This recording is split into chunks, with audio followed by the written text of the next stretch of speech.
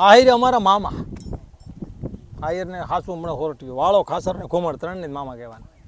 પછી આબને ટેકો આયરે આપ્યો હતો. દરબાર વાય આયર આબને આમ આબ કાયદેસર હેઠું થયું ને તો એને ટેકો આહિરી દીધો હતો. હાસુ બણે હોરઠ્યું, બીજાનું માનું ભાર નથી.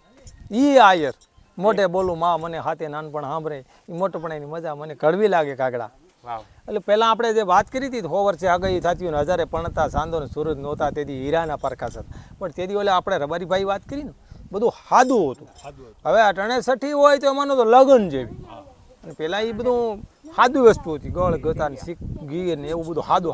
આ 63 હોય 50-500 માણસ ભેગો થઈ જાય. મૂનાનું જલમ થાય ફોટા આવી જાય. ફોટા નહોતા પહેલાં. આપણે કંકોત્રી નહોતી, બેઠું બુઠું વહી જાય તો કાગળિયું નહોતું, એ હમાસાર પુગાડવાના હતા. હવે તો અટાણે દ્રાગ તમે પડકું ફેર્યો નથી ત્યાં તો ફોટો આવી જાય ભાઈ લા દોડ નીકળી ગયો. અરે ભાઈ દ્રાગ ધીરો ધીરો